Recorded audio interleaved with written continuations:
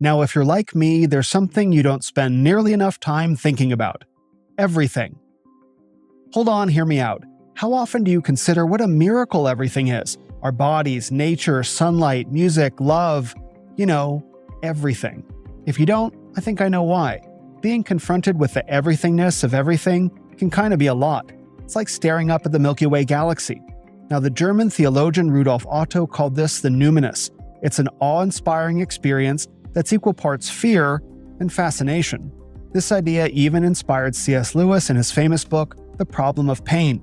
And I bet you can relate too, because we all have memories of confronting the numinous. And this kind of awe is available anytime, if we just look. So why don't we look more often? Well, one reason is because it's a lot to think about while doing the dishes. But another reason is how we've been taught to view the world, as an infinitely old collection of accidents. And in this video, I'll show you that view, which is older than any of us, and hopefully leave you with a new appreciation for everything. Ambitious? Maybe. Let's see.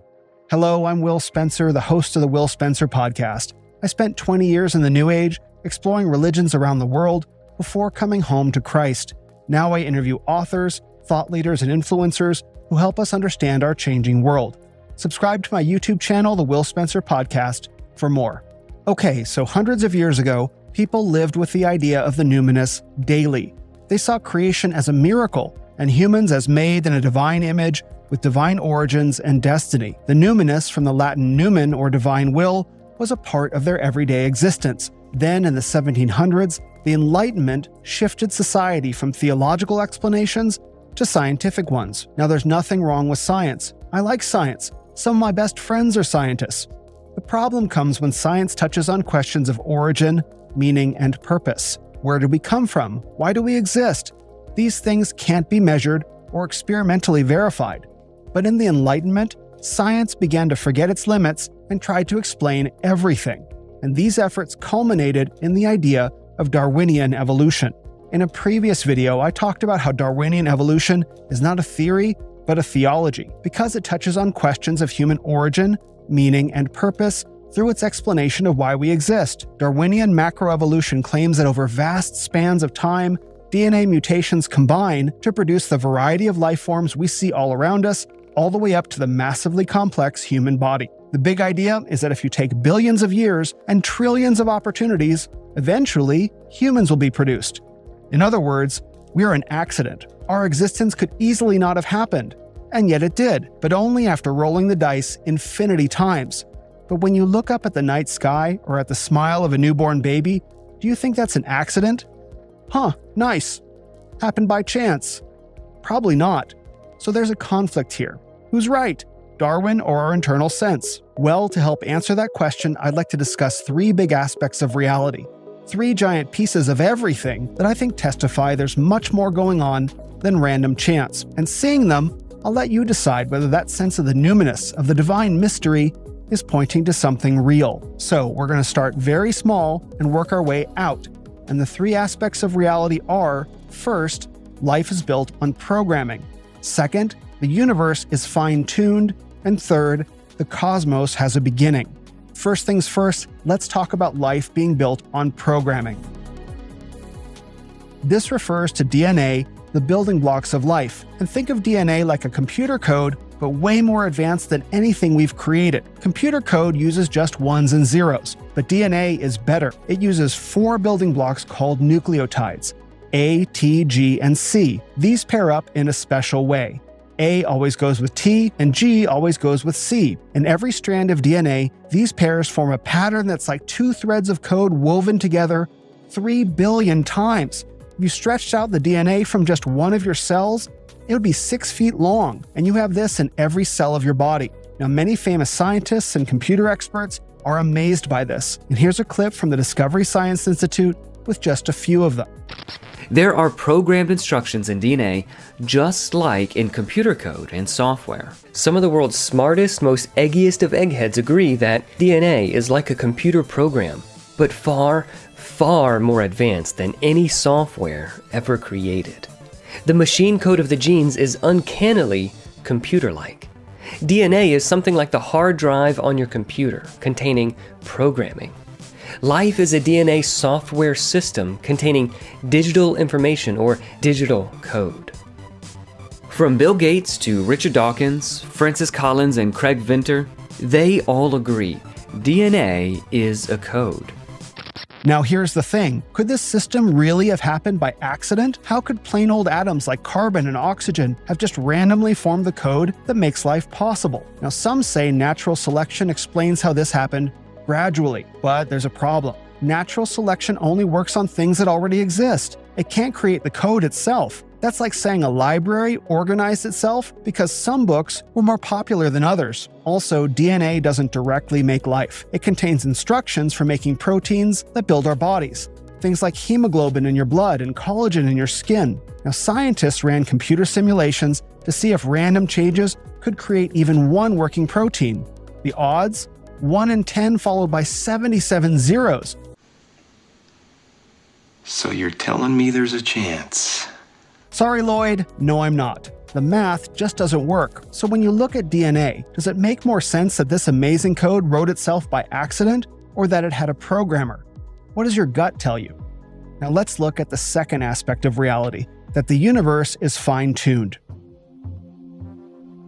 Now sometimes I take life for granted. There's just so much of it. Jungles, flowers, whales, even sugar gliders. Look at that little guy. Now, it's easy to think life just happens naturally, but creating the right conditions for life is tricky. All the evidence points to just one conclusion. The universe seems perfectly set up to allow life to exist. Scientists call this the anthropic principle, from the Greek word for human. The idea is simple. The universe looks designed with life as the goal. Now think about it this way. The Darwinian view says DNA just happened by chance. Roll the dice enough times, you'll eventually get lucky. The anthropic principle says something different. It says DNA was the goal all along. The universe has over 30 physical laws and constants that are precisely set to make life possible. One example is the speed of light, or c in Einstein's famous E=mc² formula. Another is gravity, or g.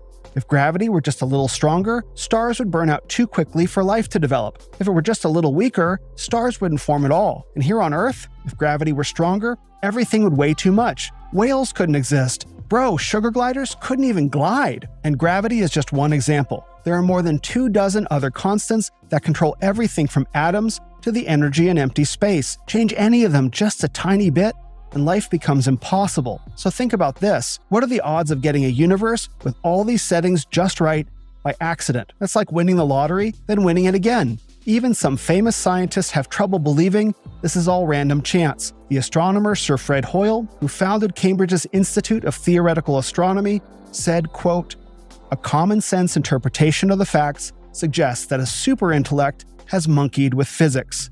End quote. Notice what he called it.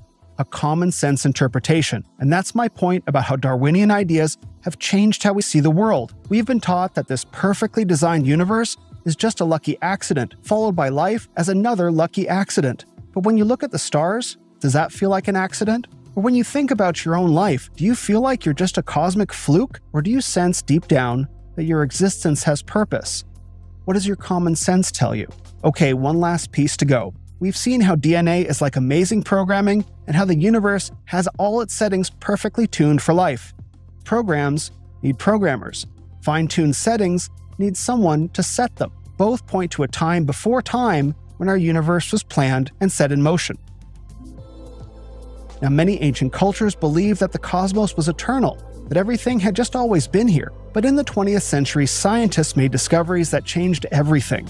And here are two big ones. First, in the 1920s, Edwin Hubble discovered that everything in the universe is moving away from everything else. Then, in 1965, two scientists named Penzias and Wilson discovered the cosmic background radiation coming from all directions in space. This pointed to a very hot, dense beginning of the universe. Now here's a riddle for you. What has a hot, dense beginning after which everything moves quickly away from each other? Give up? An explosion.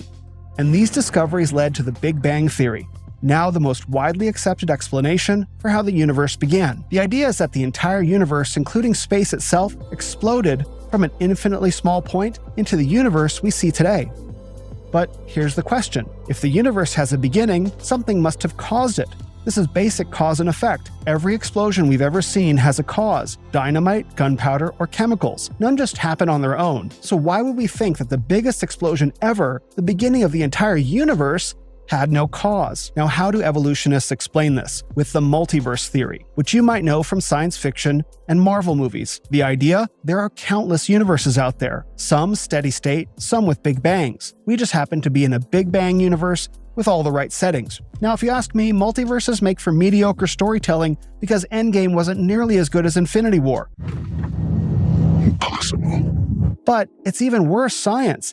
It's just another way of saying it happened by chance. Or like, if you roll enough dice, they'll not only land on the right numbers, but then get up and start rolling themselves. The multiverse idea doesn't solve the problem. It just pushes it back one level, needing even more impossible accidents. We're supposedly in one universe out of countless others, with settings tweaked just right for the perfect conditions for DNA to form and make humans. And that's what I mean by accidents stacked on accidents stacked on accidents. And that is the best explanation science has for why we're here. 300 years after the Enlightenment and 150 years after Darwin, that's the best they've got. So what we're seeing is a triple-layer design pattern in our reality. Coded information at the tiny cellular level, perfect settings at the universal level, and a purposeful beginning at the cosmic level. And these aren't three separate things, they're three parts of the same picture that fit together. The same designer who programmed DNA also fine-tuned the universe and set off the cosmic beginning. But okay, let's go with evolution's idea of cosmic accidents for a moment. What does it also tell us about ourselves? That we too are accidents, that our bodies, nature, sunlight, music, love, everything is just accidental.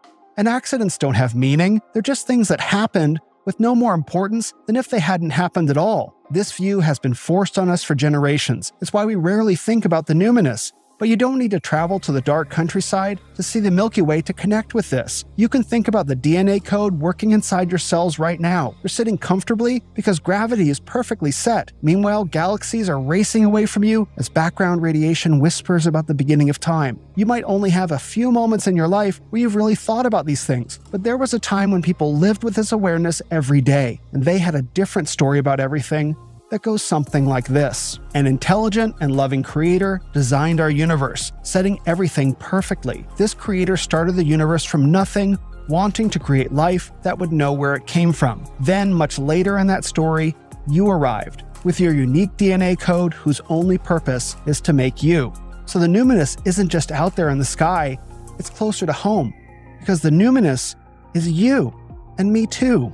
We are not cosmic accidents that come from other cosmic accidents. We and our lives have as much purpose as the cosmos itself, and that's true whether we're washing dishes or looking up at the stars from a mountaintop. It was true yesterday and today, and will be true tomorrow. It was true before time began, and will be true at the end of time and into eternity.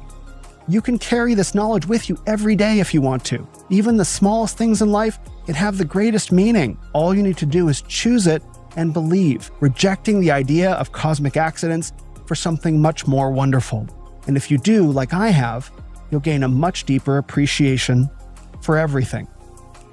And to me, that's something worth thinking about. Thanks so much for watching. If you enjoyed this video, please like it and share with friends. For more content like this, subscribe to the channel or follow me on X. I'd like to hear about your experiences with the numinous in the comments. When was the last time you felt that sense of awe and wonder? Share your story. It might help someone else recognize the numinous in their life too. Until next time, friends.